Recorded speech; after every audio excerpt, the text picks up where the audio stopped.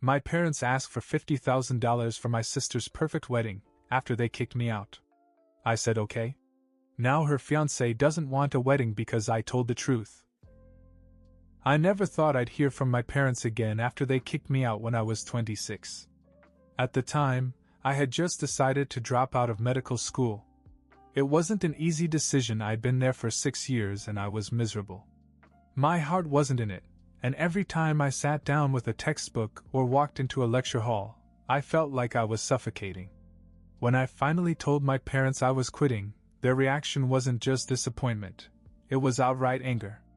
My dad said I was throwing away the family's future, and my mom said I'd embarrass them in front of all their friends. They told me I had 2 weeks to get out of the house.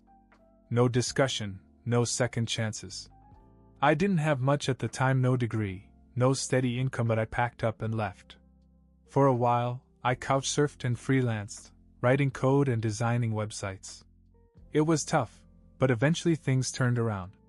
3 years later, I had my own place, a thriving business, and more money than I knew what to do with.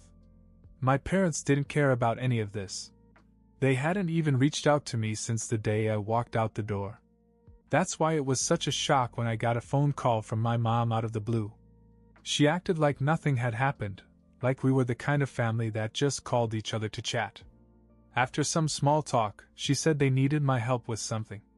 "It's your sister, Ashley," she said. Ashley was 21 and the golden child of my parents.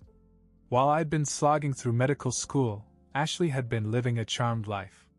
They'd paid for her to go to an expensive private college, bought her a car, and treated her like a princess. She could do no wrong in their eyes, and they were determined to make sure her life remained perfect. Now, apparently, Ashley was getting married, and my parents wanted to give her the wedding of her dreams. "We want it to be perfect," my mother said. "But things are tight right now, and we could really use your help." I was silent for a moment, trying to process what I was hearing. "How much help are we talking about?" I asked. $50,000, she said, as if that was a perfectly reasonable number. 50,000. I leaned back in my chair, stunned. 3 years ago, they'd thrown me out like garbage because I didn't meet their expectations. Now they wanted me to finance a fairy tale wedding for my sister? I told her I'd think about it and hung up, but as soon as I ended the call, I knew what I was going to do. I'd give them the money, but not without telling them the truth about everything first. I didn't call back right away. I wanted to make sure my thoughts were in order. After all, Ashley wasn't just my sister, she was the reason I'd lost so much in the first place. Growing up, Ashley was the center of attention. When I was struggling to keep my grades up in high school, my parents were at her cheerleading competitions or gushing over her prom dress. When I left medical school, she didn't defend me or even check in to see if I was okay. Then there were the 2 relationships she helped destroy. The first was with Emily. We'd been together for 3 years, and I thought we were solid. But Ashley had a knack for causing problems wherever she went. She'd stir up drama, exaggerate stories, and then sit back and watch the fallout. Emily finally had enough and broke up with me after Ashley convinced her that I was too attached to my family to ever prioritize a serious relationship. The second was Sophia. Sophia was different. She didn't care about Ashley's games or my parents' opinions. But when I got kicked out and was struggling to find stability, she understandably decided she didn't want to be a part of it. I don't blame her, but if my family hadn't pulled the rug out from under me, things might have turned out differently. So when my mom called and asked for $50,000, I knew this wasn't just about a wedding. This was about her expecting me to fix everything, just like I always had. I decided to meet them in person to discuss it. They were surprised when I agreed to help, and my father even managed to crack a smile. I told them I wanted to discuss the details with Ashley and her fiancé, Tyler, before transferring any money. So a week later, I found myself sitting in their living room, sipping lukewarm coffee while Ashley beamed at Tyler like he was some prize she'd won. Tyler was polite but quiet, and I could tell he wasn't used to how loud and overbearing my parents could be. They were raving about the venue and the flowers when I cleared my throat. "So, Tyler," I said, cutting through the noise. How much did Ashley tell you about our family? He looked up, a little startled. Not much, really. Just that you're all close and that she's always looked up to you. Close? Looked up to me? That was news to me.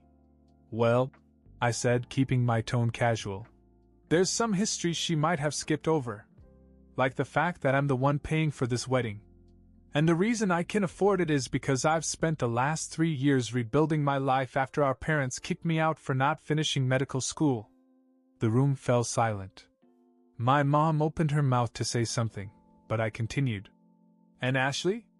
She's great at getting what she wants, but it's usually at someone else's expense. I've had 2 serious relationships fall apart because of things she said or did. You should know what you're getting yourself into. Tyler looked at Ashley, his face a mixture of confusion and something darker, maybe doubt. Ashley started to speak, but I could see that Tyler was already replaying things in his head. Moments he might have brushed off before were probably starting to click. I'm just saying, I added. You deserve to know the whole story before you commit to spending your life with someone. Weddings are expensive, but divorce is even more expensive. The silence after I finished speaking was suffocating. My mom's face was flushed, and Ashley looked like she was about to cry. Tyler just sat there, staring at the floor, clearly trying to process what I just dropped on him. Why would you say something like that? Ashley finally managed to sputter out. You're ruining everything. My dad jumped in, his voice rising as he demanded to know why I was trying to sabotage my sister's happiness. But I wasn't fazed. I'd spent years letting them run roughshod over me, and I wasn't going to let them guilt me into silence now. I'm not sabotaging anything, I said calmly. I'm just being honest. Tyler deserves to know what he's getting himself into. If he still wants to marry you after this, great. But I'm not going to stand by and let him get blindsided like I did. Tyler finally looked up, his expression unreadable. Is all this true? He asked Ashley quietly. She began to stammer, trying to downplay everything. He's exaggerating. It's not like that. He's just bitter because he made bad choices and wants to blame everyone else for his problems. I laughed at that irreal, genuine laugh. Sure, Ashley. That's why Mom and Dad came crawling back to me for money after cutting me out of their lives for 3 years. Because I'm the one with problems. Tyler held up a hand, cutting her off. I need to think about this, he said, getting to his feet. Without another word, he grabbed his keys and walked out the door.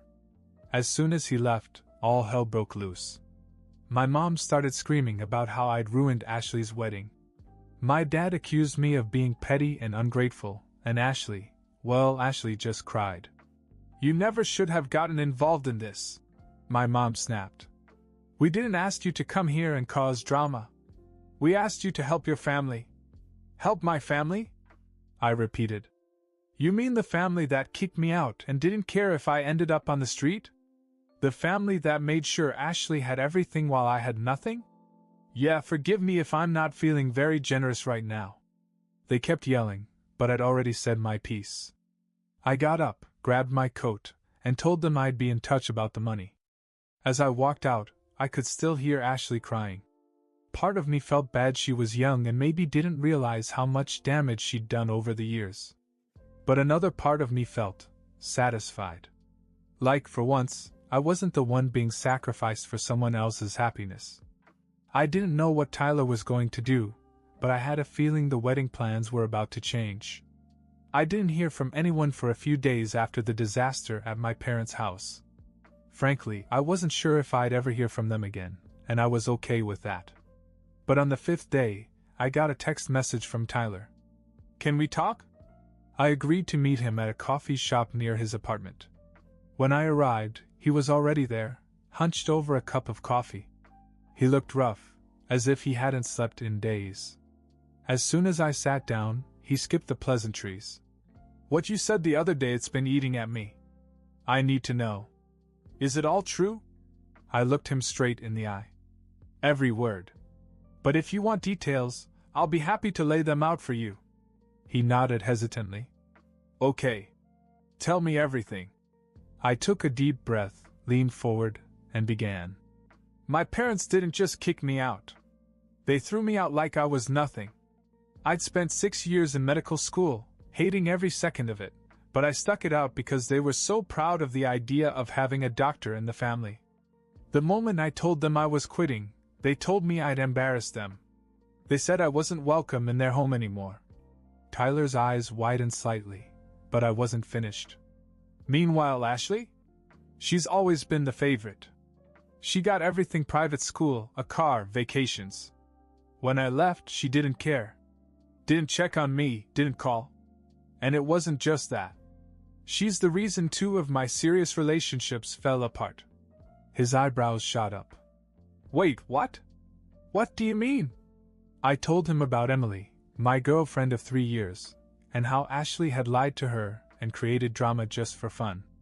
And then about Sophia, the woman I thought I might marry, who left when Ashley and my parents turned my life into chaos.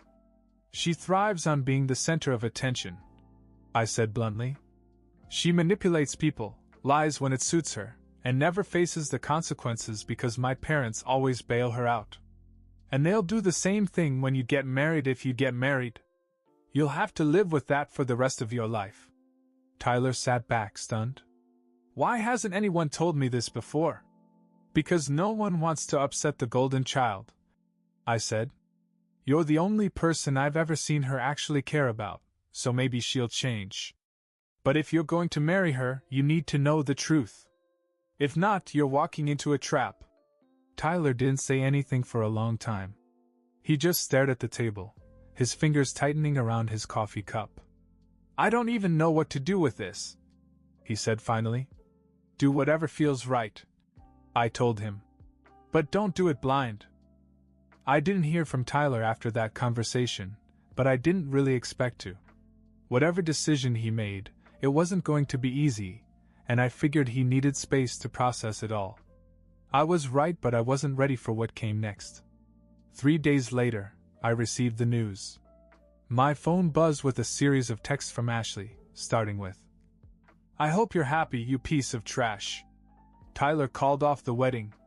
There was more after that, long paragraphs of insults, accusations, and guilt trips, but I didn't bother to read them. I'd already figured it out. The next call was from my mother. She didn't wait for me to say hello before launching into a tirade. What the hell is wrong with you? Do you have any idea what you've done to this family? I told the truth, I said simply. If that was enough to break Ashley's engagement, maybe she wasn't ready to get married in the first place. Oh, don't give me that nonsense, she snapped. You humiliated her. You embarrassed us in front of Tyler and his family. Do you know how hard it's going to be to make this right? That's not my problem, I said. If you want to talk about fixing things, why don't we start with how you treated me? Or doesn't it matter because I'm not Ashley? There was a long pause. You just don't understand family loyalty, she finally said.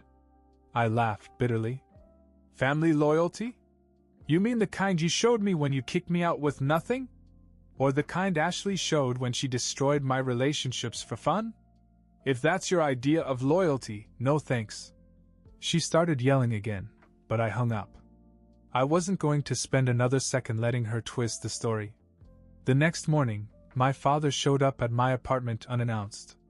He didn't even ask to come in, he just walked right past me like he owned the place. You have to fix this, he said. Your sister's heartbroken, your mother's beside herself, and Tyler's family is angry. You're tearing this family apart. I stared at him, barely holding back my anger. You want me to fix it? Sure. Just let me go back in time and not get kicked out of the house. Or maybe I can undo the years of favoritism you showed Ashley while treating me like a disappointment. Oh wait, I can't. This isn't about you, he shouted. Exactly, I shot back. It never is. It's always about Ashley. Her needs, her happiness, her perfect little world. You've spent your whole life propping her up and tearing me down, and now you're shocked that someone finally called her out. Well, guess what? I'm done. He stormed out, slamming the door behind him. For the first time in years, I didn't feel guilty. I felt free. The fallout was swift. My phone never stopped buzzing with messages from my parents and Ashley. Every single one of them blamed me for ruining the wedding and tearing the family apart. I ignored them all. Tyler's family was scrambling to cancel everything: venues, caterers, the works. The whispers spread quickly through the family's social circles, and soon Ashley wasn't just heartbroken. She was humiliated. A few days later, my father called again. This time he wasn't yelling. He sounded tired. "You made your point," he said. "But this has gone too far. You need to talk to Tyler and make this right." I didn't even hesitate. "No," I said. "I am not responsible for cleaning up the mess that you and Ashley have made. Maybe this is a wake-up call for all of you." He didn't respond, he just hung up. That was fine with me. After my dad's call, the messages from my family stopped. I figured they finally realized I wasn't going to fix anything for them. This silence lasted for about a week until Ashley showed up at my door. I almost didn't open it, but curiosity got the better of me. She stood there with red, puffy eyes, a handkerchief in one hand and her phone in the other. "Can I come in?" she asked. I let her in, mostly to avoid making a scene in the hallway. She sat down on my couch without waiting for an invitation and started talking. "You don't understand how much this has hurt me," she said. "Tyler was everything to me, and now he's gone. And it's because of you." I remained silent, letting her get it all out. When she finally stopped, I said, "Ashley, do you really think this is all my fault? Or is it possible that Tyler made his own decision because of what he saw?" She bristled, but I didn't stop. "You've spent your whole life having everything handed to you, with Mom and Dad cleaning up your mistakes. Tyler saw the real you and he didn't like what he saw. That's not on me." She stared at me, her expression changing from anger to something closer to guilt. "But you didn't have to tell him," she said softly. "Maybe not," I admitted. "But I wasn't going to let him go into a marriage blind. And honestly, you needed to hear it too." Ashley didn't say much after that. She just nodded, got up, and left. For the first time, I thought maybe she understood. A few weeks went by and things started to calm down. My parents stopped calling, and Ashley went quiet.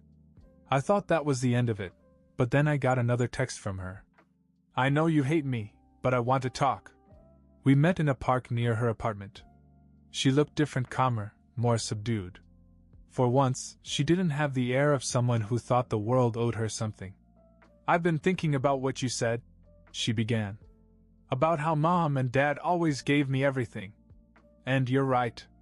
I never really noticed it before, but they always treated me differently." I didn't say anything, just let her continue. "I talked to Tyler," she continued. "He said he wasn't ready to get married because he didn't think I was either. He told me that I was too dependent on other people and that I needed to figure out who I was before I tried to build a life with someone else." "That sounds fair," I said. She nodded. "I'm not saying I agree with how you handled it, but I understand why you did it. I guess I needed a wake-up call." It wasn't the apology of the century, but it was something. We talked for a while, mostly about her plans to take some time and figure out what she wanted. Before she left, she turned around and said, "I hope we can work things out someday." "I really do." "I hope so too," I said. And for the first time in a long time, I meant it.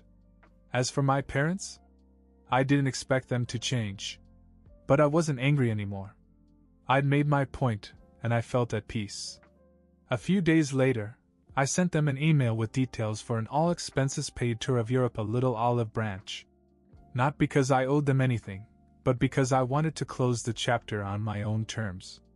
Revenge may have felt sweet in the moment, but what felt even better was finally letting go.